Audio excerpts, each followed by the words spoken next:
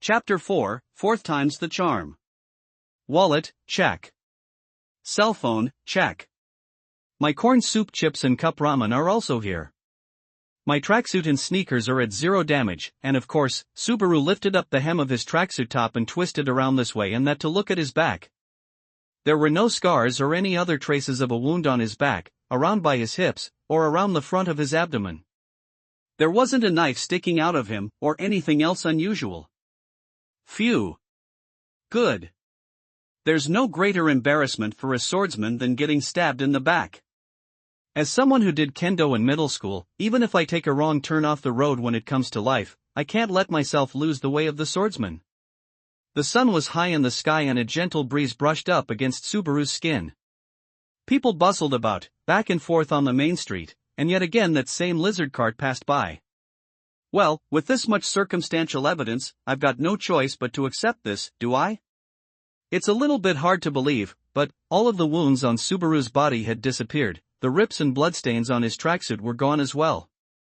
In Subaru's hands, inside that plastic convenience store back were his unopened chips, waiting for Subaru to eat them. So, it's one of those things, huh? He put his hand that had been up against his jaw out in front of him, and then snapped his fingers so that everyone on the street could see him. Whenever I die, I start back at square one in my initial state. At least, that's the way it seems. Subaru had thought that his theory was stupid before, but he finally decided to accept it. I guess I'll call it return by death. The fact that it's a power that assumes you're going to lose really makes it fitting for me, doesn't it? It was a power that activated once the user had lost their life. If the heroic thing was to come back from the brink of death and win the day, then getting a chance to do things over after you've lost felt more like something a cheat would do. More seriously, though, would you call this sort of thing time travel? A loop phenomenon that only activated under certain conditions.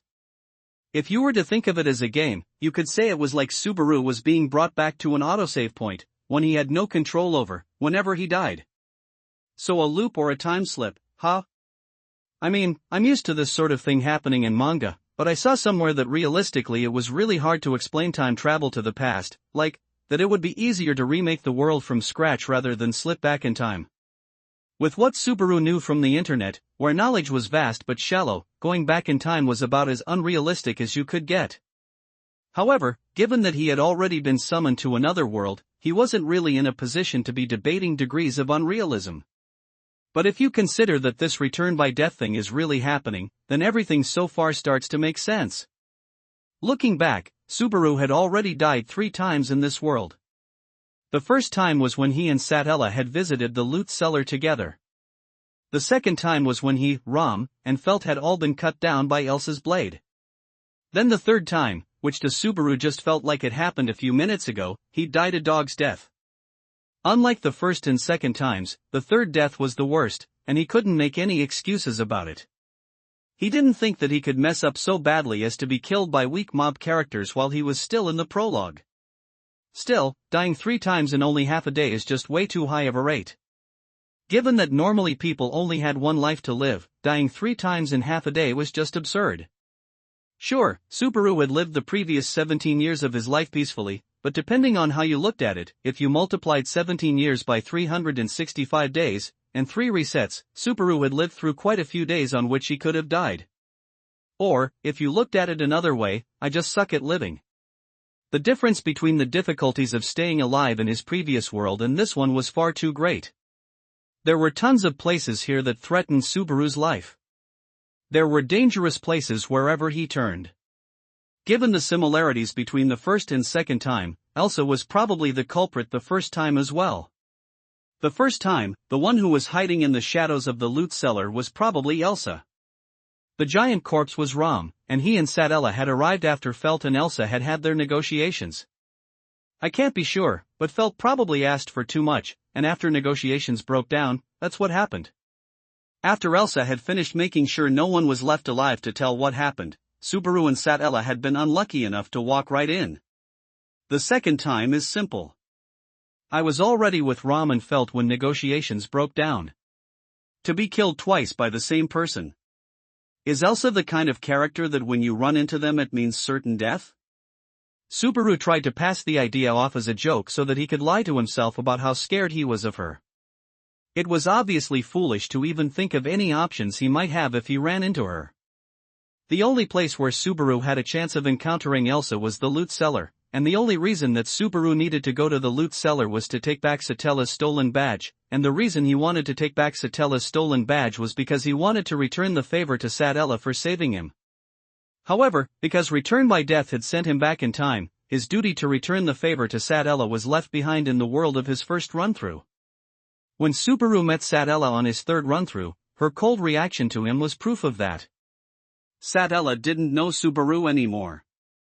The favor that he was supposed to return got lost along the way as he was reset. If so, it would be best for Subaru to forget about Satella and focus on avoiding the threat of Elsa. Subaru didn't know why he had been thrown into this Return by Death scenario, but because of it, he was fortunate enough to know the future. He knew what mines to avoid. Avoiding them was the right thing to do. Well, it's about time I got moving.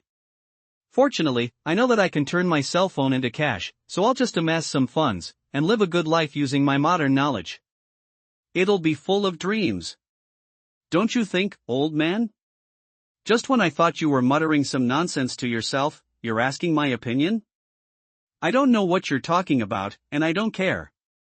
As Subaru looked back to the man in the shop from before, seeking affirmation, the man gave his retort with an annoyed look on his face.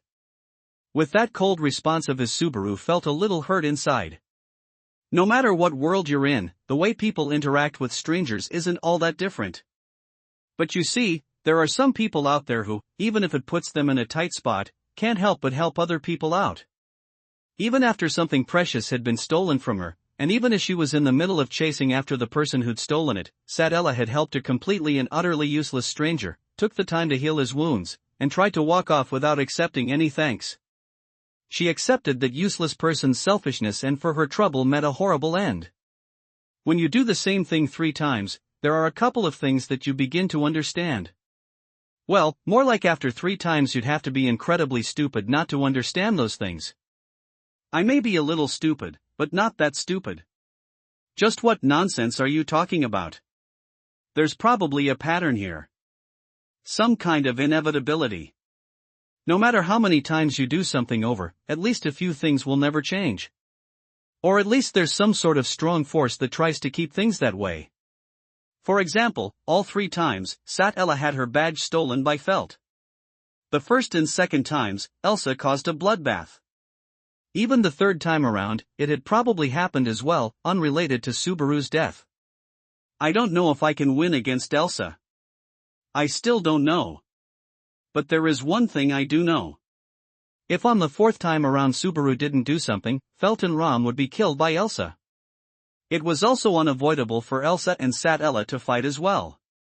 So what if those 2 died? Subaru thought. One's a bit of a villain who deals in stolen goods, and the other one is a bold girl who tries to overcharge for those stolen goods without any sense of shame or regret. Both of them were criminals, so wouldn't it be better off if they were gone? But still. Well, I guess I really am a product of the modern age. Even though I always used to make fun of people like this when I sat in front of a computer screen, Subaru used to act as if he thought pity and compassion were stupid. It wasn't that he thought of it as an act, however. He just thought of himself as someone who didn't really care all that much. That way, no matter what situation he found himself in, he was able to keep himself from getting too emotional about it. It didn't matter to him if a few people he knew died. At least, that's how he used to think. But you know, I hate it. It feels terrible. I know those 2 are far from being saints, but knowing that someone you know is going to be killed, that's just impossible to ignore. In the past, when he acted uncaring, it really must have been nothing more than an act. It was the product of his interactions happening in a virtual world. Now that he had to deal with these heavy issues in real life, there was a whole different level of weight to them. But at the same time, Subaru thought he was shallow for changing one of his core beliefs about life, just as soon as things got hard. And of course there's also Satella, that girl. I just can't just abandon her like that. After calling her by that name and seeing her reaction, Subaru realized that Satella was a fake name. When he thought back to the first time around, she didn't seem to be too fond of being called by that name. Then with the third time, it was painfully clear. In other words, that meant that she didn't trust him enough when she told him that name. Subaru hadn't built up enough relationship points with her, so at one of the scenario forks he failed the test for getting her real name. In that case, I guess I'll just have to work hard enough for her to actually give me her real name this time. Subaru stretched and twisted his body around, popping several joints as he got himself pumped up. The store owner looked on at Subaru's strange actions with a surprised look on his face. Subaru, in response, suddenly lifted up his hand and said, "There's just some times where a man's gotta do what a man's gotta do. Right, old man?" Yeah. That's exactly the way it is. Totally agree. So go on and get out of here. Subaru thought that he had struck a good pose and said that line pretty well, but given the store owner's terribly monotonic reaction, he could feel his face starting to twitch. Once the annoyed store owner finally pushed him out of the store, he hurried along. After running about 200 meters down the crowded street, he stopped and stood for a moment. Now, then, Subaru lifted up his short bangs with his hand and then in exaggerated motions looked this way and that. Then he put his hand out to a nearby wall and leaned against it. "Where do I need to go if I want to meet Natsutella?" he said. It wasn't a phrase that inspired confidence about his actions, but he wasn't going to just sit around and wait. Now that Subaru thought of it, most of the circumstances surrounding his and Satella's meeting were coincidence. Both the first time and the third time Subaru had run into Satella in a place not far from this main street, but that was about the only thing in common. At the very least, it would help if Subaru knew when the theft would be taking place. Just how long was I sitting glumly there in front of that fruit shop?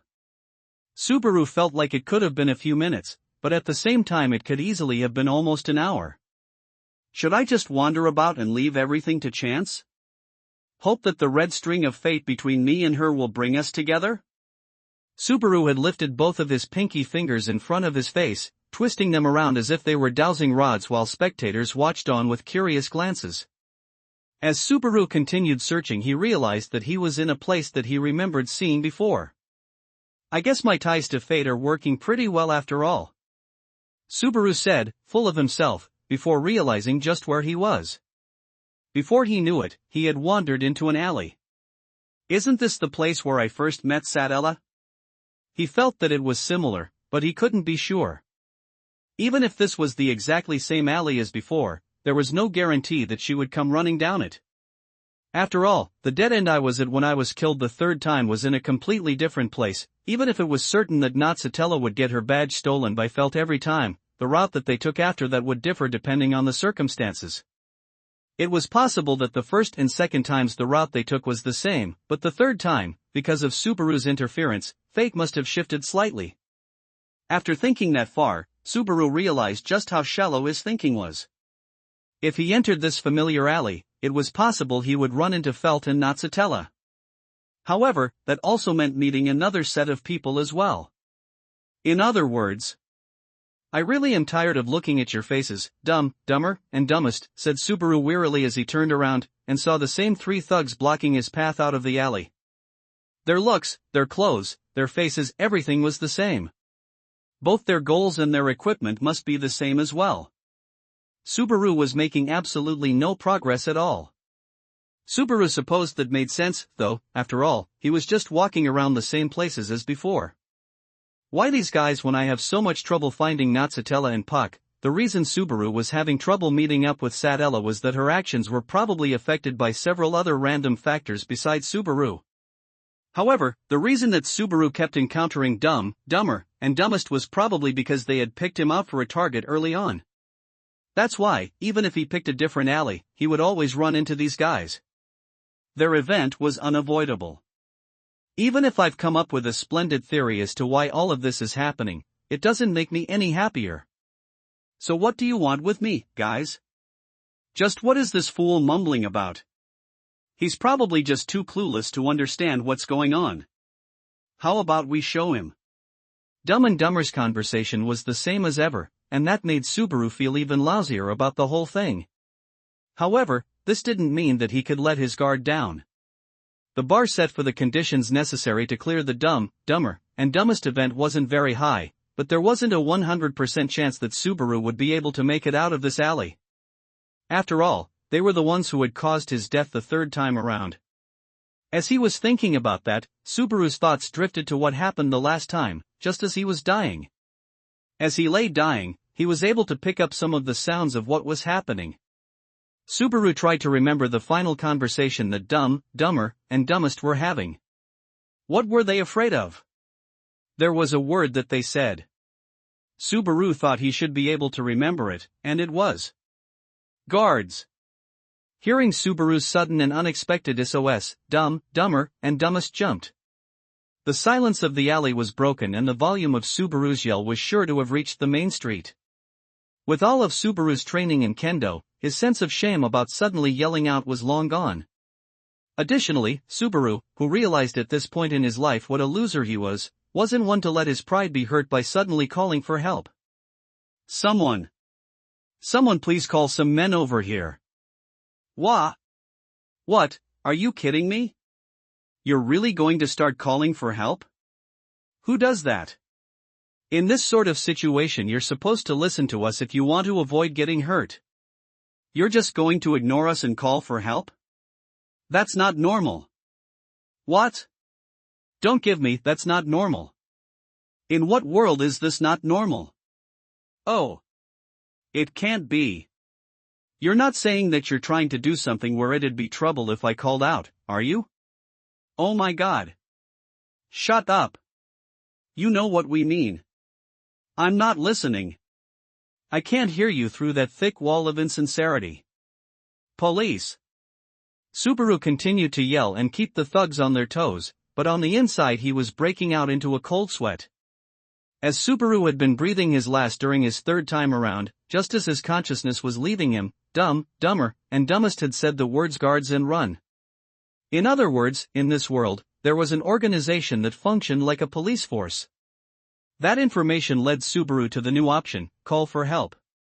Even he thought it was a pretty lame tactic. But unfortunately, Subaru didn't seem to get a very encouraging reaction from the crowd out on the main street. Well, looks like that didn't work, threatening us like that. I almost got a little bit scared there, man. Just a little bit. Not even a little bit. Only a tiny bit. In unison, Dumb, Dumber, and Dumbest proceeded to deny how pathetic they were, in about the most pathetic way possible. As the men tried to regain control of the situation, after looking at each other and nodding, each of them took out their weapons. One took out a knife, one took out a rusty hand axe, and finally the last one. Why are you the only one without a weapon? What? Didn't you have the money to buy something? Subaru taunted. Shut up. I'm stronger without a weapon. I'll beat you to death, you little punk. Man, I would have loved to show you all what happened to you guys the second time around. Remembering how he had landed that perfect suplex, Subaru wanted to give himself another pat on the back, but at the same time, he realized that he was in a pretty bad spot right now. It was looking more and more like Subaru wasn't going to make it out of this. Can't you guys let me off easy? I'm not a big fan of pain. After going through the experience 3 times already, Subaru knew that he was never going to get used to dying. To top it all off, the cause of death in all 3 instances was because of wounds inflicted by a blade. The sharp pain that went along with those wounds always felt fresh and was always a shock, as if his nerves were being whittled away. Subaru didn't want to experience that kind of death again, and that was not all. Just because I've been returned by death a few times already, there's no guarantee that it will happen this time as well. Subaru had no reason to think his return by death had a limitless number of uses. Subaru didn't notice a number on his body or anything, but as the saying goes, Buddha only has the patience to save you 3 times. If what was happening to Subaru was a gift of the Buddha's good graces, Subaru had already used up all of his continues. If I die here, my life in this new world may really come to an end. I guess my best bet is to try to run away, even if I get injured in the process. The weapon that looked the most able to inflict a mortal wound was, of course, the tried and true knife. The hand axe really did have a lot of rust, so if Subaru blocked himself with his convenience store bag, he'd get away with a blunt hit rather than being cut. Of course, the weaponless guy was a safe bet. So Subaru focused all of his attention on Dumber, the one with the knife, and played through his escape in his head. 3, 2, that's enough. That voice suddenly and clearly cut right through the dry tension of the alley. In the voice's gallant tone there was no sense of hesitation, and no ounce of mercy. Just listening to the voice was enough to be overpowered by its existence, and it was a perfect match for carrying the voice's owner's intentions. Subaru lifted up his head, and Dumber, and Dumbest turned around. In front of them was a young man. What stood out about his appearance, more than anything else, was his flaming red hair. Underneath it were sparkling blue eyes that could only be described as daring. His extraordinary good looks helped magnify his sense of gallantry, and with one glance you could tell that this young man was a cut above the rest. He was slender and tall and wore well-made black clothes, and while it did not have elaborate decor, around his waist he also wore a knight's sword, which endued him with an inordinately intimidating air. No matter what the circumstances are, I will not allow you to perpetrate any more violence against that young man. That is enough. As the young man said this, he walked straight past Dumber, and Dumbest, and got between them and Subaru. Subaru was at a loss for words at the young man's bold attitude, but Dumber's, and Dumbest's reactions were different. All of the thugs' faces went pale, and with quivering lips they pointed at the young man. That burning red hair and sky-blue eyes, plus that knight's sword sheath engraved with the image of dragon's claws. It can't be, the thugs stared on in disbelief. Reinhard. Are you the master swordsman Reinhard? Well, I suppose I don't have to waste time introducing myself. Although I am not fond of that title everyone gives me. It's still too heavy for me, the man called Reinhard muttered with a tinge of self-deprecation in his voice. But the light in his eyes was unwavering. The thugs, overpowered by the young man's stare, took one step back. They looked at each other as if trying to determine the best time to escape. If you're planning on running away, I'll let you off this time. Just head back out toward the main street. However, if you plan on being stubborn, you will have to deal with me. Reinhard put his hand on the hilt of his sword in motion to Subaru behind him with his chin. We're down 3 against 2. They have the advantage on us in numbers. I'm not sure if the little help I can give will be enough to make a difference, but I will do the best I can, on my honor as a knight. What?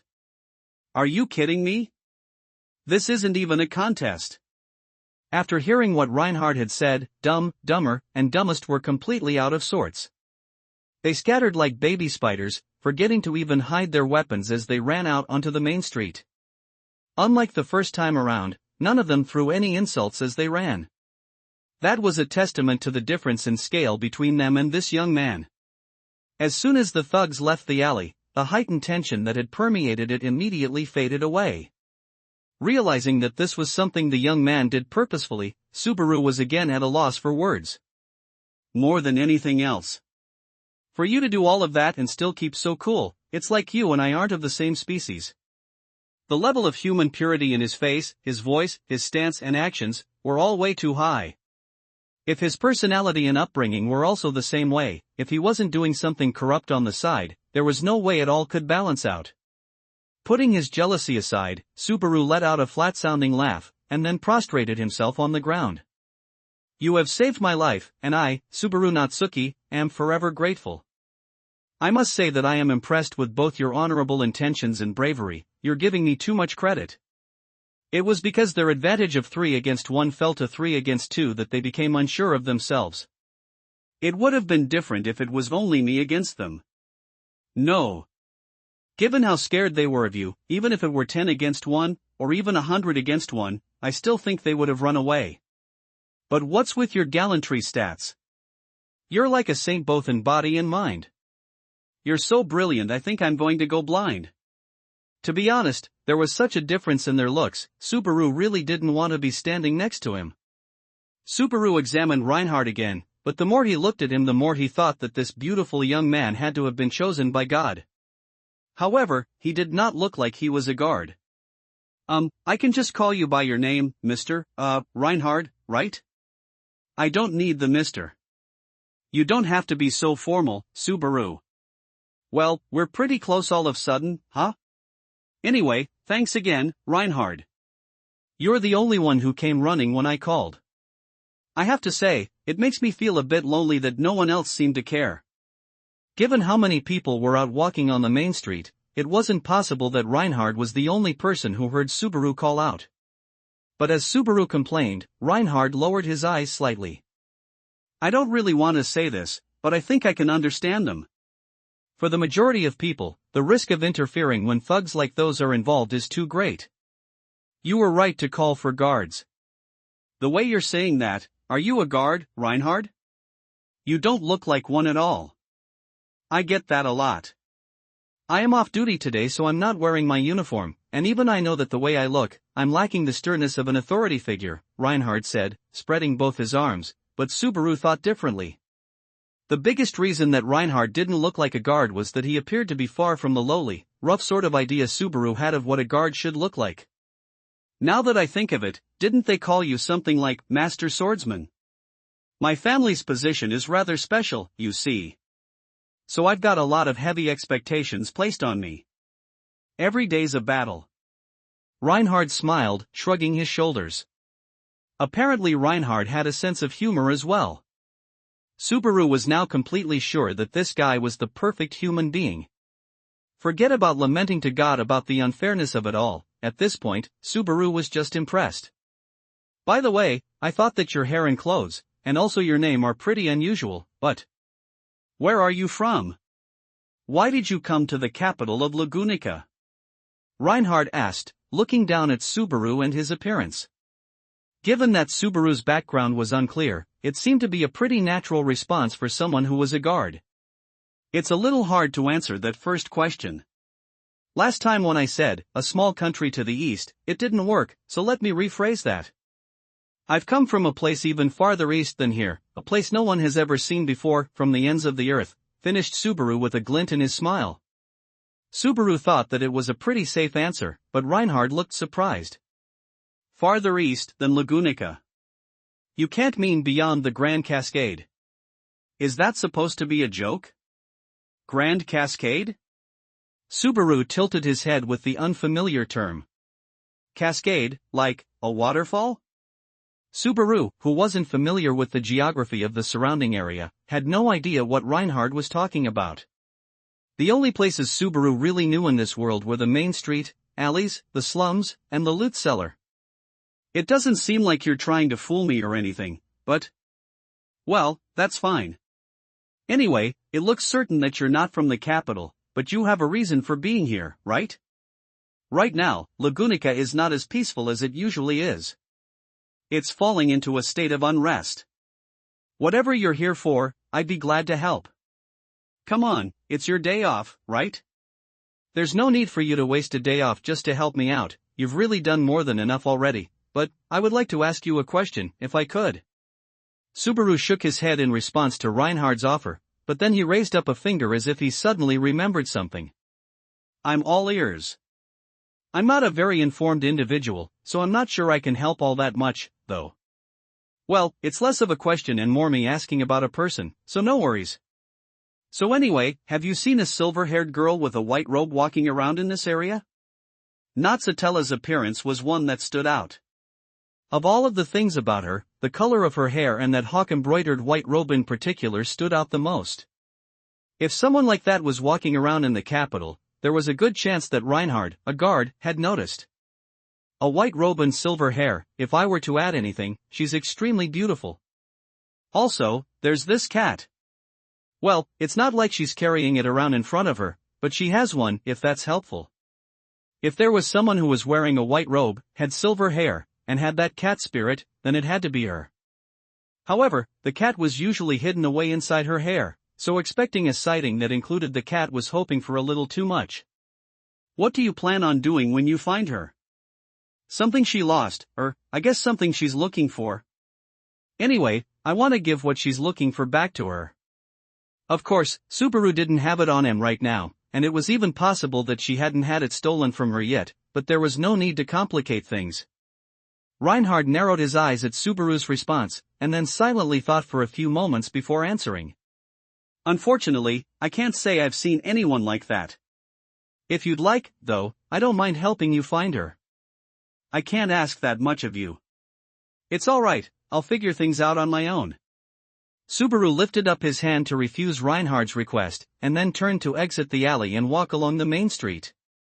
It was possible that he would run into Natsutella again, like he did the third time around. If possible, it might be better to catch Felt and keep her from stealing the badge in the first place. Considering what would happen otherwise, Subaru thought that might be the best approach to take. The problem is, considering how fast Felt is, whether I could really catch her or not. In the worst case, I could get some guards to come to the loot cellar, but, loot cellar? Oh, don't worry about that. Forget I said anything. It's just the name of a place an old man I know likes to hang out. As Reinhard reacted to his statement, Subaru tried to divert his attention and at the same time rejected the idea of getting guards involved. Even if Subaru brought guards with him, with Elsa as an opponent, there was a good chance that it would only result in more casualties. That's just how superhuman that assassin's skills were. Well, if all of the guards here were superhuman as well, it might be a different story. Anyway, I guess I should head back to the main street. Are you going? Yeah, I am. Thanks again, Reinhard. I'll have to return the favor one day. Can I meet you again if I go to a guard station or something? I think so. If you just give my name, they'll know where to find me. I'd love to see you again, so stop by for any reason at all. Have I really done anything, or said anything to raise our relationship score that much? Anyway, if I ever get stuck or lost again, I'll be sure to stop by, said Subaru jokingly, waving his hand goodbye. Be careful, said Reinhard, as cool and gallant as ever. Pushed on by those words, Subaru was able to exit the alley with absolutely zero damage, all the while not noticing just how much the young man with the blue eyes was sizing him up as he watched him leave. Now that Subaru had made it safely back to the main street, he did his best to look for Natsutella. However, all that he could really do was open his eyes wide and stare at the passing crowd. Using his memories from the third time around, Subaru positioned himself near the fruit store he had become familiar with. The face of the scarred store owner that Subaru could see out of the corner of his eye was very stern. This time our meeting wasn't exactly the best, was it? But, I know that you really are a kind-hearted guy. Subaru said, giving the villainous-looking shop owner a thumbs up, to which the shop owner turned his face away from, annoyed. Subaru drew his thumbs back feeling unloved, and then returned his gaze to the street. As always, there were tons of people passing by, of all shapes, sizes, and kinds. It had been over 10 minutes since Subaru had started his lookout, and it had already been nearly an hour since he had started his fourth run. I'm not sure I can trust my sense of time, but it would be strange if the theft hasn't happened yet, said Subaru to himself, when an anxious thought crossed his mind. Hey, old man. What is it, Mr. Penniless? When the shop owner came out in front of his store and looked at Subaru, he had already given up trying to hide how annoyed he was. Well, it's true that I am penniless, so I won't deny that, but... Old man, I've got something I'd like to ask you. Have you seen any sort of commotion happen around here lately? You've got guts asking me a question without buying anything. Well, I know that, but last time... Wait, as Subaru was talking he realized why the shop owner was in such a bad mood. The first time around, when Subaru and Natsutella had visited the fruit shop together, they had met again with the shop owner's daughter. She hadn't been saved yet this time around. How could I have forgotten about that? Don't tell me that I have to go find her first? What are you talking about? Oh, fine. Whatever. Look, kiddo. Those sort of commotions you're talking about aren't exactly unusual around here.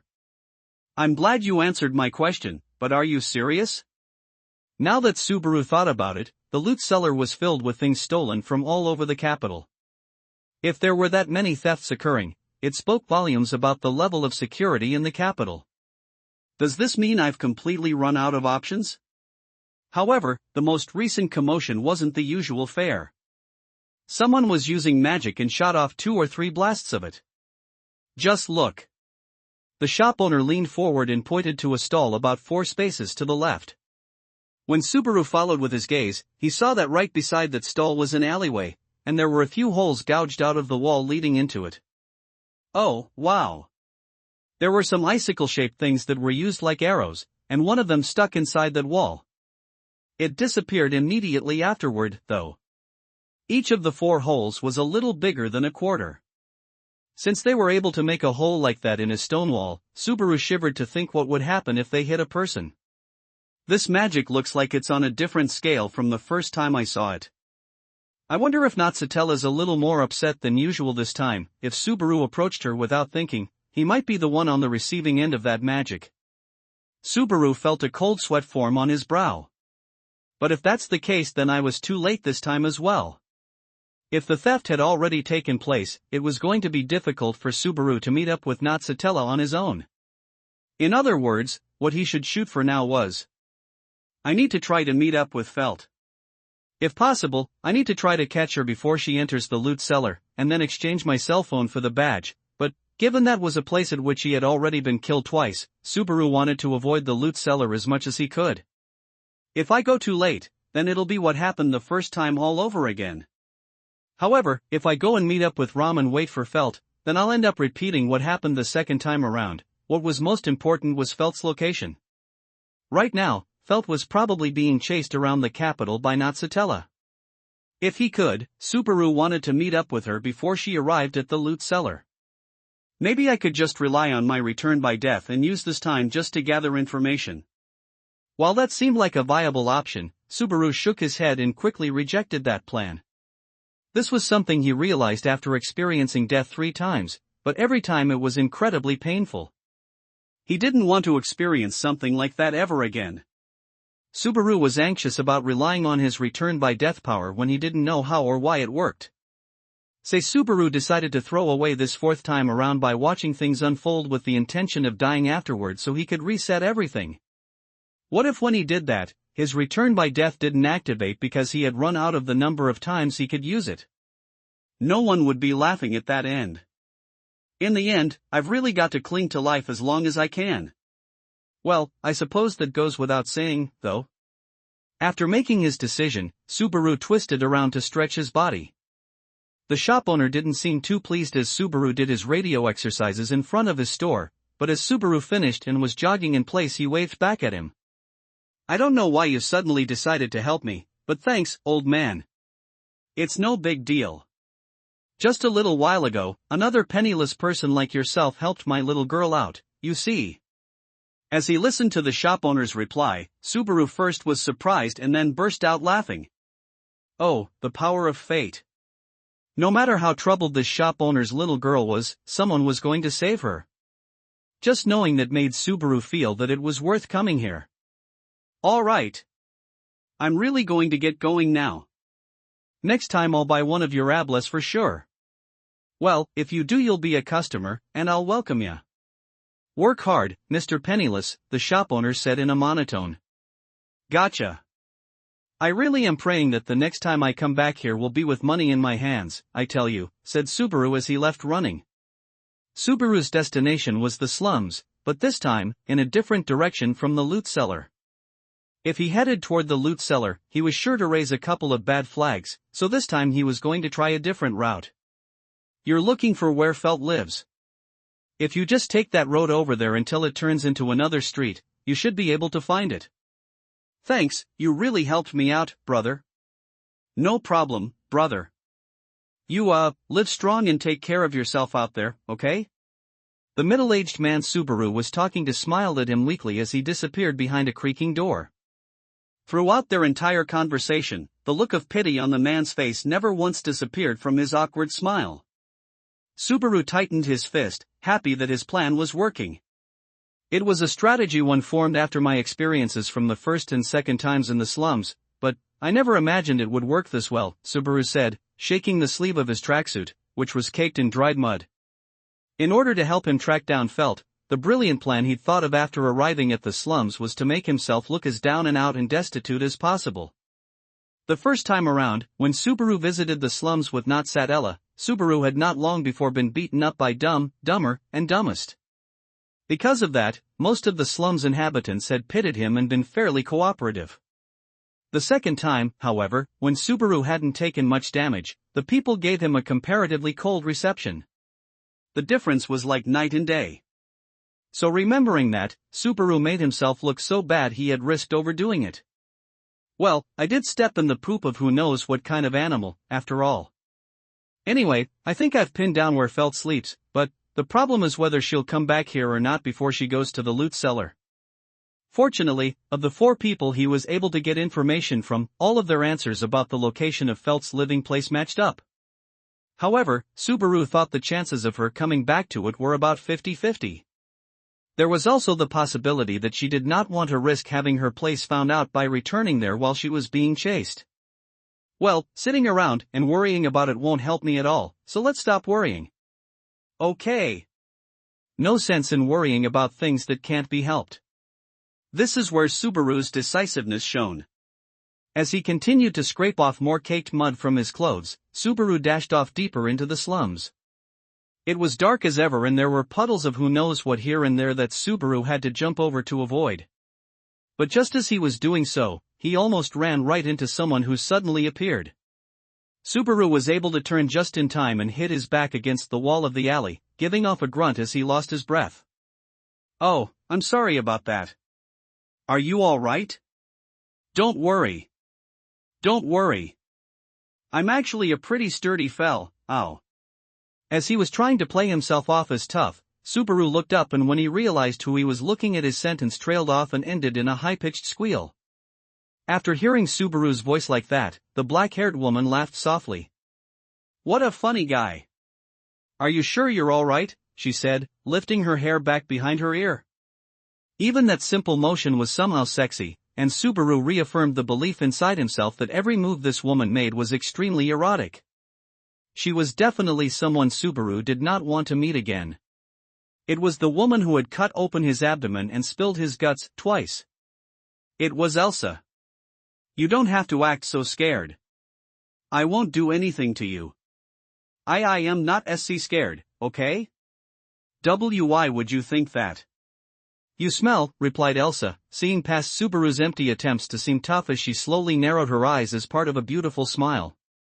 "Smell," thought Subaru, confused. But Elsa just breathed in through her beautifully formed nose. "When people are afraid, they smell afraid. Right now you are afraid, and also angry, it seems, at me." Elsa seemed to be having fun revealing what Subaru was thinking, as she looked up at him.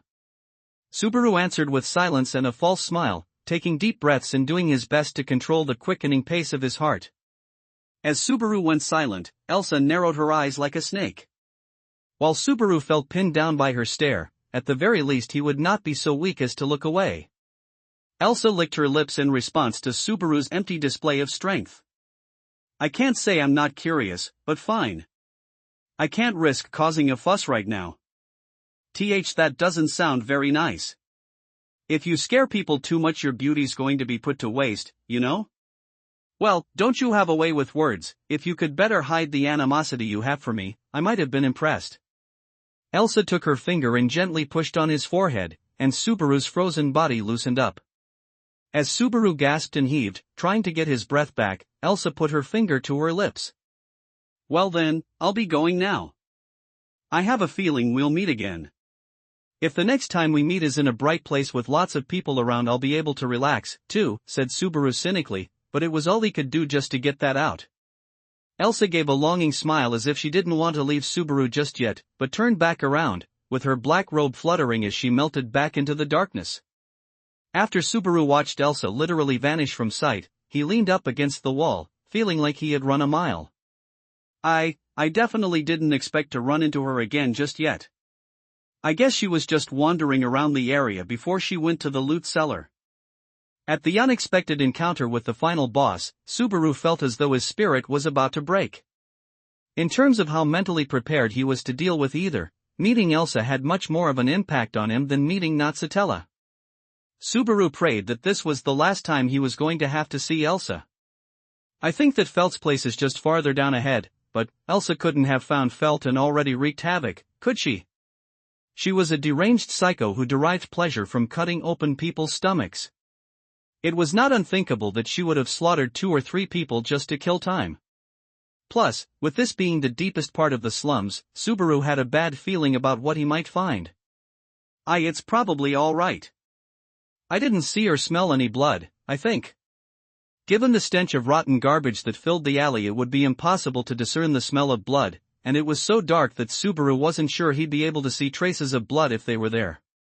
But it was probably okay. Surely it was.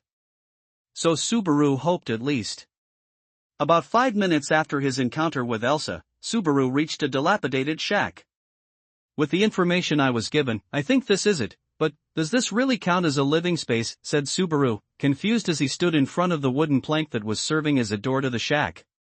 The inside of the shack was about the size of 2 portable toilets, the kind used at construction sites. It was as though someone took the phrase, "You only need half a tatami mat for standing, and a full one for sleeping," to heart. Well, I suppose if it's just a place to sleep, then it fits the description. However, the thought that such a small girl was living in a place like this made Subaru feel pity for her.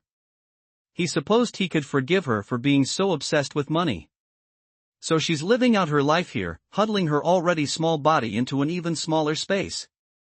I guess it's no surprise she'd turn out as twisted as she is. Ah! How pitiable is she? Oh, come on. It's not that bad. Just who do you think you are, kid, belittling my place?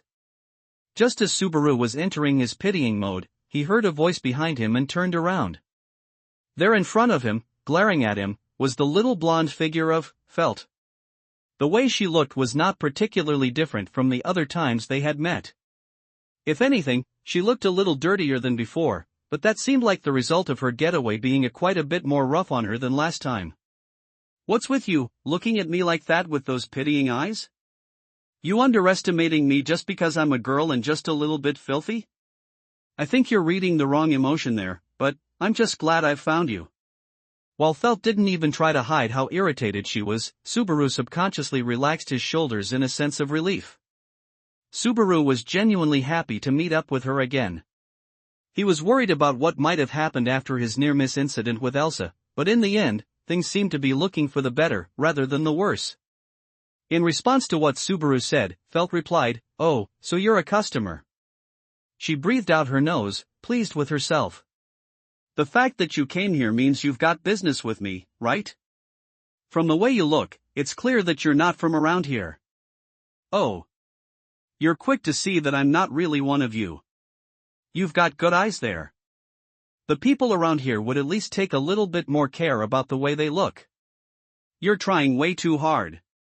Plus, the way you're trying to fool us with that dirty trick of yours, you look like you're even worse a person than I am. As always, this girl really knows how to be insulting, doesn't she?" Subaru thought, quickly wanting to take back everything he'd said about pitying her. "So, what do you want?" "If you want something stolen, I'll need the money first. Depending on who the target is, I may ask for more later, though." "If I want something stolen, huh? This is quite a business you're running here. Are you really that proud of your thievery? It's called making a living. If I don't do this, I'd have to sell my body. Anyway, so what's it going to be? Or do you have some other business for me?" "Depending on your answer," said Felt, quickly moving her fingers as if showing off her dexterity. In her hand was a small knife that appeared as suddenly as if it had been summoned by magic. It was clear that she meant to show that she could defend herself. If Subaru had to fight Felt, given both her dexterity and the fact that she had a knife, he had no chance of winning. But Subaru had no intention of fighting. He lifted up his pointer finger and shook it left and right while clicking his tongue, as Felt continued to be on guard. "I only have one item of business to discuss with you. I would like to buy from you that badge you stole." Having come this far, Subaru thought that being indirect or trying to dodge the topic would just worsen Felt's impression of him. There was also the fact that Elsa was still wandering around the area, so Subaru wanted to dive right into negotiations. However, Felt put her hand over her chest where it was likely she was holding the badge. "How do you know that I stole a badge?" "The only person who should know that is the one who hired me, and I only stole it just a little while ago. This is way too quick a response for you to have just heard about it on the street." "When you put it that way. Yeah. That's a good point. That was too careless, even for me, right? You really need to do a better job of hiding your intent, kid. A little taunt like that and you're already spilling the beans?" As Subaru held his head in his hands at his mistake, Felt looked as though she had lost the heart to keep up her hostility. Felt dropped to her knees so that she was eye level with Subaru. So you want to buy this badge off me, huh? What are you trying to do? You can't be on the same side as that woman, right? Is she your rival or something? More like my archenemy, maybe? Like how you'd feel if she killed your parents. Or rather, if she killed you. What are you talking about? Well, whatever, I don't really care about that. As Subaru was trying to figure out how he was going to talk his way out of this one, Felt just laughed. She then took the dragon-adorned badge out from her breast pocket and waved it in front of Subaru. I'll sell this to whoever can offer me a higher price. Even if there's a chance that woman'll be angry if I break off our deal. Yeah, there's definitely a possibility she'll just snap, but... Anyway, I'm just talking to myself, you can ignore me. Subaru cleared his throat and put on a serious face. So does this mean you'll hear me out? Only if it looks like there's money in it for me. That's obvious, right? Sounds good to me. I've prepared an item that is worth more than 20 blessed gold coins, and I would like to buy your badge with it. Felt's ears perked up, and her red eyes narrowed like a cat's. It looked as though she was trying not to appear shaken, but if she had a tail it would be twitching back and forth, so Subaru could not help but smile. Huh, I see. That's quite a price. It looks like my hard work's finally gonna pay off, but unfortunately for you, your rival has already offered me the same amount, you know? Cut the crap. The deal was for 10 blessed gold coins, right? You get too greedy and you'll die. No, like, seriously. In actuality, it was pretty clear that that was why she died the first time. Cause of death, greed. With Subaru having gotten the price right, Felt must have thought that she couldn't play it off anymore. After staring wide-eyed at him for a few moments, Felt lightly scratched the side of her head. What, you know that much, too, yeah, okay? The deal was for 10 blessed gold coins. But you know, if I tell the person who hired me that another offer was made, she might counteroffer with more, you know? That one's not a lie, you know? Felt, the 13 or 14-year-old, added, curling the edges of her mouth. You really are sly, aren't you? I'd like to say just give it up and take the deal, but I don't suppose you'd listen to me, huh?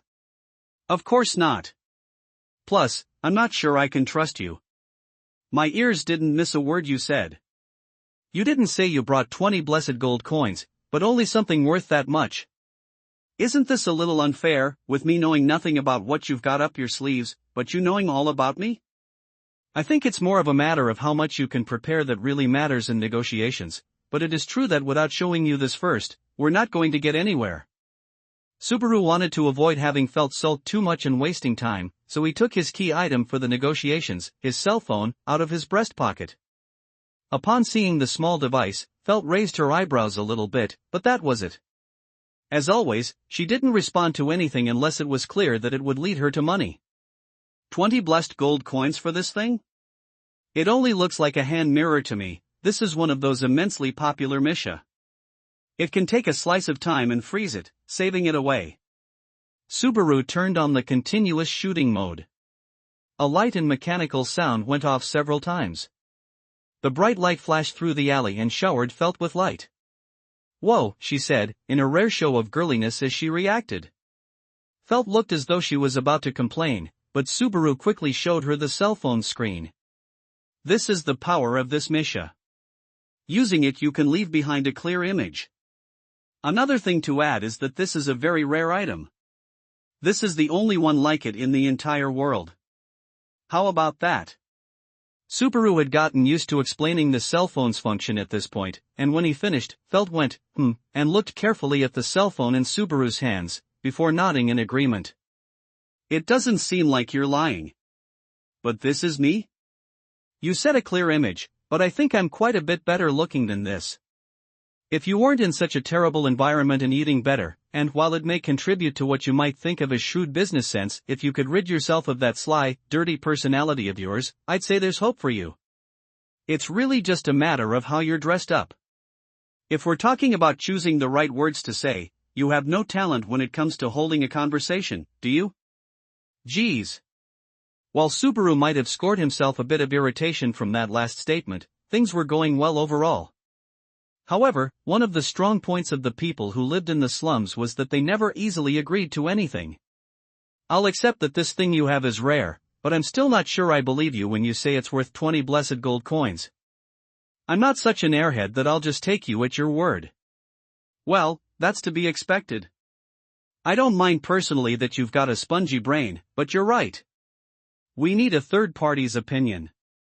It would have been great if Subaru could have pushed the negotiations through then and there, but he expected that that wasn't going to work. The problem was who to use as a third party. Deep in the slums, there's this place called the loot cellar. It's just as the name suggests, but I think that the quickest way will be to ask the weird old man that's there. He's fair when it comes to appraisals. He's very experienced, so I think he won't have a problem, even with this Misha. I thought this would happen. Subaru had expected Felt to suggest Rom. It was also her meet-up point with Elsa, as well as a place where she'd have a bodyguard if things went south. Given that an appraising eye was necessary for Subaru's Misha card, there really was no other choice. However, Subaru really wanted to have everything settled before they ended up at the loot cellar. I have no problem with having the old man look at it, but, are you really going to call him old man without even having met him yet? You may regret it, you know? He's pretty rough with people who don't know how to show respect. Despite that, he seems to be quite doting on a certain foul-mouthed young girl, always giving her milk and all. Subaru thought about the bald old man who always looked at Felt with calm eyes. From Rom's perspective, it must be like taking care of a granddaughter. But Subaru had no problem with him, it was the place that was the issue. I don't know what you seem to have a problem with, but if you're in such a hurry, we should go ahead and get going to the loot cellar. To be honest, there was something else that I was planning on doing, but, planning on doing? Well, you see, the person I stole this badge from is a lot more persistent than I thought, so I thought I'd try to sabotage her a bit. After all, you give the guys hanging around a little money and they'll do anything for you. Alright, let's get going, immediately. Right now. Let's go.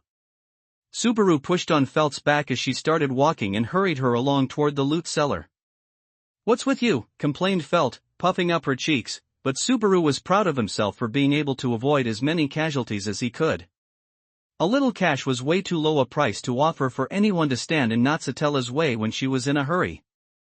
If the alternative was getting hit with a block of ice and squirming on the ground, Subaru was sure they'd rather clutch their hungry stomachs instead. My only condition is that we have the old man take a look, settle the deal quickly, and then get straight out of there. Why are you in such a hurry, kid? You're all sweaty, you know. Live strong and take care of yourself. Everyone seems to say that, but is that like the slogan of the slums? Subaru had the feeling they should change it from live strong to live rough. As Subaru put that thought behind him, he made his way with Felt to the loot cellar for the third time in total this fourth time around. He would leave immediately. He would dash right out of there, even if he had to leave everyone else behind. Having made his decision, Subaru pushed harder on the back of Felt in front of him. That hurts. Ow, said Subaru as he was kicked. After meeting up with Felt at her shack, Subaru and Felt made their way through the slums toward the loot cellar. The space between buildings was very narrow, and it was difficult for sunlight to make it through into the winding alleys. This additional darkness from the shade of the buildings only made the slums seem even drearier. Subaru could feel a dampness underfoot. There were broken bottles of alcoholic drinks and scraps of paper all over the place, and every now and then there was a strong unpleasant stench that struck the inside of his nose. Whether it was with Felt or Natsutella, this was not the kind of place to be walking alone together with a young girl. Now this would just be so much better if we were holding hands and in a more beautiful and colorful place. Cut it out with that disgusting talk. Don't tell me that you're into little girls. I'm more into older women. You don't have to be so cautious, come on over here. Perhaps because Felt had sensed danger from what Subaru had said, she started to pull away, but Subaru called her back. Reluctantly, Felt edged closer. No funny business, okay? You're the one who's going to be more in trouble if this deal goes south. We clear? Why can't you just see that I'm doing my best to get this wary little kitten I'm dealing with here to relax so we can be friends? If you're so against me being friendly, why don't you stop messing around and actually take me to the loot cellar? How did I figure it out? Oh, come on, I'm not that stupid. I mean, I'm not incredibly familiar with this area, but I'm confident in my sense of direction. The way we've been zigzagging around like this, even I'm going to start to get suspicious, said Subaru, looking down at Felt, who went silent, and shrugging. With Subaru being right on the mark, Felt couldn't help but look away, but Subaru himself was extremely nervous, his heart racing. After all, everything Subaru had just said was mostly a bluff. Subaru had been bothered by the fact that Felt's route didn't quite match up with the way he thought was the right way to get to the loot cellar, but what really caused him to question Felt was the fact that he had seen the same graffiti that was written on the wall twice, though at a distance, in a short period of time. However, at this point, his bluff was all he had to rely on. I know it's asking too much for you not to doubt me, and from your perspective, what I have to offer probably sounds too good to be true, so I can't blame you for wanting extra time to look me over. You figured all that out, and you're not angry? Well, I understand that it makes sense for you to doubt me, and I am being unreasonable. However, I will not compromise on time. Please, take me straight to the loot cellar. I'm begging you, please, said Subaru, raising his hands, pleading. Felt was startled, her eyes opened wide as she hesitated for a moment, not sure how to react, but she then took her hand and roughed up her blonde hair. Well damn, I just don't get you. I don't get you, but I feel like I've got to pay you back for not getting angry at me just now. Fine, I'll take you straight there. I'll just leave the rest of my doubts in Rom's hands. I don't dislike that attitude of feeling totally free to rely on others, but, well, never mind. Just as Subaru was about to lecture Felt, he realized what he was about to say and muddied his words. What did Felt really mean when she said she'd leave everything to Rom? Rom treated Felt like she was a cute granddaughter of his, and he felt so strongly about her that he was ready to lay down his life for her. But how did Felt feel about Rom? Subaru didn't want to think that that bald old man, whom he couldn't bring himself to hate, was just being used by her. Felt narrowed her eyes as Subaru suddenly trailed off, but she didn't pry. Instead, having changed her attitude toward Subaru, she led Subaru straight to the loot cellar, without taking any detours this time. As Subaru kept after Felt as she trotted on ahead, he thought again about the course of events that would happen once they got to their destination. It was already Subaru's fourth time doing this. He wanted to go the best route he possibly could. As Subaru continued to walk, lost in thought, he saw that Felt had stopped and was glaring at him. Stop looking down as you walk. You'll get infected by the gloominess around here, you know? Well, I'd love to keep my head up, but it's not exactly clean and organized down around my feet, so it's dangerous if I don't pay attention. What do you mean infected by the gloominess? You know exactly what I mean. I'm talking about the attitude of all the losers who live here. Felt nodded her head to show she was talking about the surrounding area, the slums. The way she spit out her words showed clear animosity and hatred for the place, and Subaru opened his eyes wide. Losers? Don't you think that's a bit harsh? How's it harsh? I'm talking about people who languish in this alleyway life and lose the will to even try to get out of here or better themselves some way. I hate losers like that. Subaru had spent a good amount of time talking with the people who lived here in the slums. It wasn't as though they had fallen so far that words wouldn't reach them, but like Felt said, he couldn't deny that they seemed to be content with life here, or rather, they seemed to have given up on getting anywhere else. It would be easy to say that that kind of attitude couldn't be helped, but Felt wouldn't accept that answer. In the dim light of the alley, the light from Felt's crimson eyes would not fade one bit. I have no intention of living out my whole life here in these slums. If a chance comes my way, I'll cling to it and make it mine. The same goes for this deal now. So that's why, the second time around, Felt had done everything she could to find weaknesses in and get more out of Elsa and Subaru. It was easy to explain those actions simply by saying she was greedy, but knowing what he did now, Subaru thought he could understand why Felt was so persistent. Felt wanted to leave the slums, to break out of the circumstances of her orphan childhood. At the root of all her actions was a desire for something more. So, with 20 blessed gold coins, will that dream of yours come true? It'll definitely be closer to coming true, and if I were going alone it might just be enough, but I don't know, Felt muttered. If you were going alone? Subaru's sharp ears wouldn't let that one slip, and he raised his eyebrows in response. Felt realized her mistake, clicked her tongue, and looked away. It's nothing. We're not so friendly that I'm going to talk about. Why am I being so talkative today in the first place, said Felt, clearly regretting the slip of her tongue. Maybe you're loosening up a little because your goal's in sight, replied Subaru, as he felt himself grinning.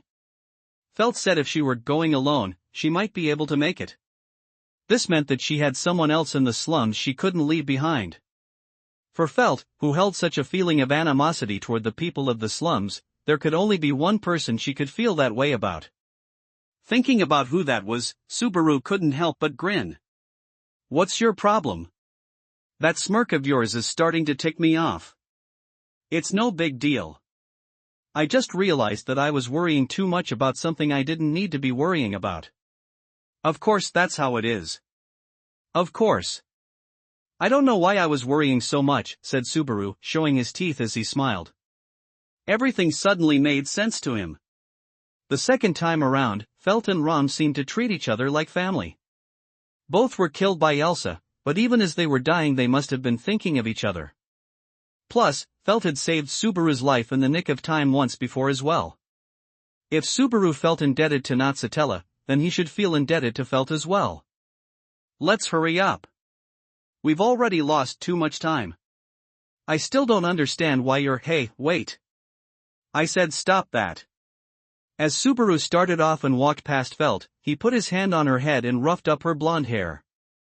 Her hair with its thin strands, which had probably never been combed, didn't feel bad flowing through Subaru's fingers. After Felt left the slums one day, and was dressed up a bit, Subaru thought she would probably shine bright. So, in order to also put Felt on a path to reach her dreams. I've really got to make this work, don't I? I'm the only one who can do this. Stop saying all these weird things and getting obsessed with yourself. I'm gonna bite you. With Subaru's hand still on Felt's head despite her protests, he silently solidified his determination. He would change the fates of not just Natsutella, but Felt and Rom as well, all of the people who had moved his heart. That must be why Subaru kept repeating this day over and over again. I said, cut it out. Felt said, before biting Subaru. To the giant rats. Where might I find me some boric acid laced dango? Now that's some poison. To the great white whale. You know, the first guy who comes to mind when I think of the word captain is that good old Captain Ahab. Bet he has some fishing hooks. To our most honorable great dragon.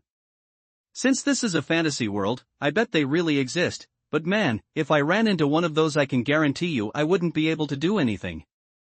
But you know, they are really cool, so I do kind of want to see one, but what a contradiction, huh? Those mixed up feelings of mine can burn in hell. Can't you just say the passwords without having to throw in all that nonsense? Can you be more irritating? The door to the cellar slammed open so hard it looked as though it was going to come off its hinges, but Subaru, who expected this, had stepped back and was dealt no damage. Growling in frustration, too tall for the entrance, was the bald giant Rom, whom Subaru had grown used to seeing at this point. His face was red, his blood pressure probably high. If you get all angry like that, you'll pop a blood vessel. Even if we had modern medicine, I'd say your situation looks pretty bad. If you think it's so bad for me, then don't make me angry. Just who are you anyway? I'm not supposed to let anyone in today, so scram. Sorry about that. This guy is actually my customer, so could you please let him in, said Felt, who had been hiding behind Subaru's back and just peeked out from behind him. Rom slowly relaxed his shoulders. As Felt looked between a disappointed Rom and a whistling Subaru, she let out a sigh. You really have a terrible personality, kid. Without being too mean, it's simply the worst. Anyway, we're coming in, Rom. As Felt slipped past Rom, still looking down, she entered the loot cellar as if it were her own place. Rom first looked at Felt for further explanation but was ignored, so he turned his annoyed face toward Subaru. She really marches to the beat of her own drummer, huh? Us normal guys just get left behind, am I right, said Subaru. I'd like to start back at square one, where I was first teaching her what different words meant. Anyway, get inside, replied Ram, with the tone of a man who had given up and washed his hands of everything, before shrinking his giant body back away into the cellar. Subaru followed after Ram into the dusty air of the loot cellar. He tossed a few cautious glances this way and that, but fortunately there was no sign that Elsa or Natsutella were hiding somewhere inside. Felt was casually sitting at the bar counter, drinking a glass of milk as if it were her own. What? This is the only cold one left.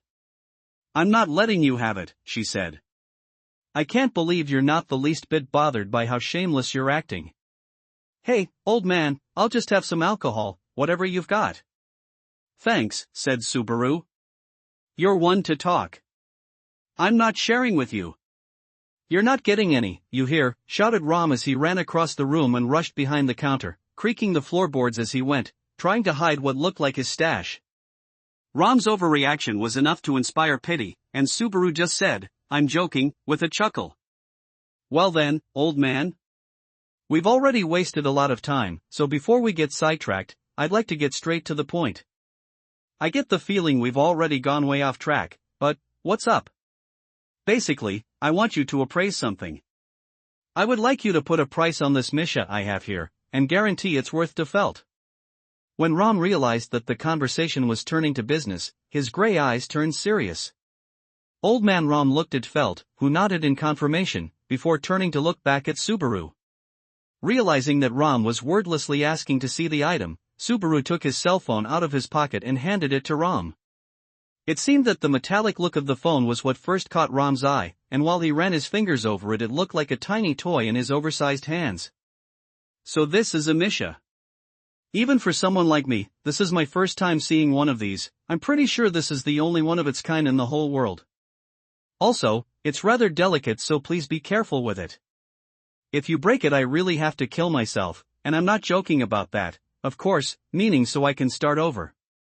Ram spent a while carefully looking over its outward appearance, but then slowly opened the folding phone. Ram had his first surprise as the phone started up and let out a sound, and he got his second surprise when he saw the phone's wallpaper. This picture, I thought that this would be a good time to use that one. In order to show you the device's abilities, I put a scene from Felt's day as the wallpaper. The wallpaper was one of the pictures that Subaru had taken of Felt when he met her in the alley. He picked the one he thought looked the cutest, and given the image quality he thought it was quite nice overall. Ram looked from the image over at Felt, who was sipping her milk, and said, well, you've certainly surprised me. I don't think there's anything else out there that could draw such a perfect picture. This is a Misha that takes out a slice of time and stores it away. It doesn't even compare with a picture someone has drawn, does it? If you'd like, I can take one of you as well. I'm interested, but it seems kind of dangerous. It doesn't take any of your life away, does it?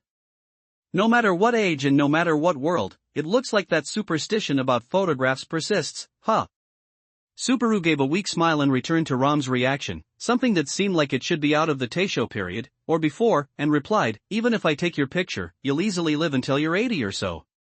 Felt's reaction as she was listening to the conversation was also cute, and so after getting his permission, Subaru took a picture of Ram and showed it to him. Ram nodded. This is certainly something. If I were to take care of it, in terms of blessed gold coins, maybe 15, no, I could absolutely get more than 20 for this. I believe it's worth that much. Ram's business sense sparked, his eyes were shining as he made his appraisal. While Subaru thought he was unsure how proud he could be to get the seal of approval from someone in the business of selling stolen goods, it certainly did put him at ease.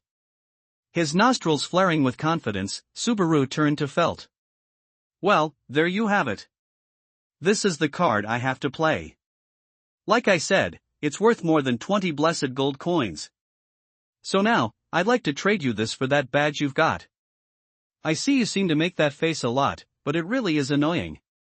Apparently unimpressed that everything looked as though it was going according to Subaru's plan, Felt made a face.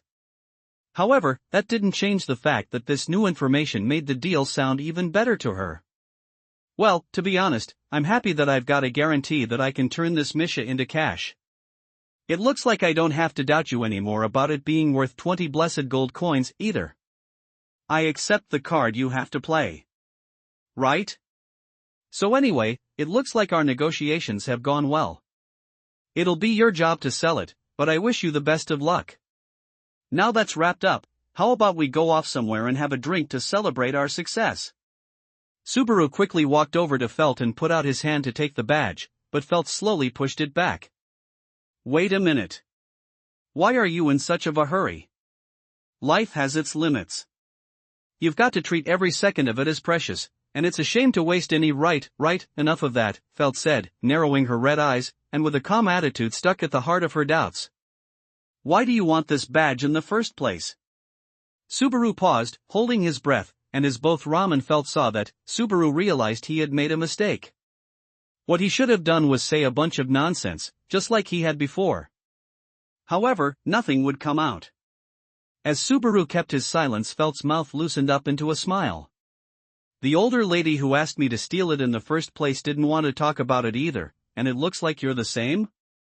Well, stealing is pretty bad itself, so with theft involved, I'm sure everyone has some ulterior motives they wouldn't like to talk about, but in your case, you stand out more than one usually would. If I slow down and think about it, you're trying to steal this away from whoever wanted me to steal it in the first place. Felt's attitude was like one of a cat torturing its prey. Just what is this badge anyway? It's worth more than it looks, isn't it? That's why everyone wants it. In other words, it's worth more than even this Misha. Wait, Felt. That line of thought is really dangerous.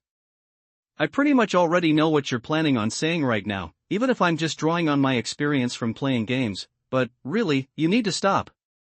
As Subaru watched Felt's miserly gauge rise, he broke out in a sweat as he tried to stop her. If negotiations dragged on any longer than this, the bad end that was just waiting for them was going to be a reality. This deal is for more than 20 blessed gold coins. Just take it. Don't be any greedier than that.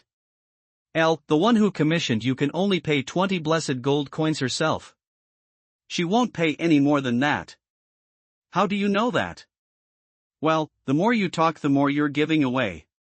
You're in league with her, aren't you? Subaru wished he could just tell her that he knew because of his return by death ability, but of course he couldn't. Even if he did explain it that way, there was no guarantee she would believe it. As Felt's eyes filled with even more doubt, Subaru knew that whatever he said, she wouldn't believe him anymore. At this point, he might have to wrestle the badge away from her. But if I did that, I'd have to deal with this muscular geezer. Well, she's got you dancing in the palm of her hand, doesn't she, kiddo? Must be embarrassing given that she's younger than you. It's all your fault for giving her free rein. She's so tough I feel like I'm about to cry. If Subaru tried to be violent, all that would happen would be his getting beat to the ground by Ram. Even if he was able to grab it away from Felt, he didn't think he could outrun her. Subaru had seen how she could run like the wind. There was no way he could escape. Felt, please, don't think begging is going to get you anywhere. Look, I accept your deal as an option, but it's not fair to make a deal without hearing what my original client has to say about it all. If you would tell me how much this badge is really worth and are able to prepare what it's really worth in payment, then I may reconsider, though. In Felt's eyes was not even the slightest amount of compassion or mercy. Her two eyes were desperately trying to draw out the truth from Subaru's attitude. However, Subaru's reasons for wanting the badge were not the same as Elsa's. He only wanted to return it to its owner. But while Felt didn't know Subaru's intentions, he knew hers. Subaru knew why Felt was so desperate to negotiate the best deal possible. He knew who she was trying so desperately for. So after a pause, he told the truth. All I want is to return that badge to its rightful owner. What? Telling the truth was the most sincere thing he thought he could do. So while Felt's eyes opened wide, Subaru just repeated what he said before. I want to return that badge to its rightful owner. That's why I want it. That's all. Felt's red eyes glinted full of animosity, but Subaru stayed silent. He didn't have it in him to joke around at this point, so he just bowed his head. Felt, I don't think he's lying, said Rom. Don't you be tricked by him. This has got to be a joke. Return it to its rightful owner? By paying all of this money to buy it back from the person who stole it? How stupid can you get? If that's what he wanted to do, he should have brought a guard with him to round us up. Of course Subaru couldn't do that. Natsuki didn't want to get the guards involved. That's why Subaru had refused Reinhard's offer. Subaru couldn't go against Natsuki's wishes. It was the least that Subaru could do, and it was his answer to the one who had saved his life. If you're going to lie, do a better job of it. Even if you act like you're serious, I won't be tricked. If I don't. That's right. I won't be tricked, Felt said, as if shaking some thoughts from her head, ending in a feeble-sounding voice. Felt, said Rom in a caring tone with a painful expression, probably knowing what was going on inside Felt. Either way, it didn't look as though Felt was going to change her mind. In other words, negotiations had failed. Who is it? Suddenly, Rom's expression changed and he looked toward the entrance. Subaru, still in a state of shock from the negotiations breaking down, was too late to react to Rom's voice. It could be my client. It does seem a little early, though. Felt went over to the door, with her angry expression still on her face, and reached to open it. Subaru suddenly identified the impatient feelings welling up inside him. The loot seller, a knock at the door, Felt's client, all of those signals could only lead to one thing. Don't open the door. We'll all be killed. It was earlier than Subaru had expected. From the windows he could see the sun still high in the sky. It was too bright to be past sunset. The first and second times around, despair had come knocking after sunset. Subaru hadn't let his guard down about their limited time, but still, this was way too early. Subaru still hadn't accomplished anything he needed to do to change this world. Subaru didn't make it in time. Her hand was already on the door, and it was pushed open from the outside, and the reddish light of early sunset swept the dimness of the cellar away. And then? What do you mean, be killed? I'd never do anything that violent without warning, said a silver-haired girl with a sour look on her face as she stepped into the cellar.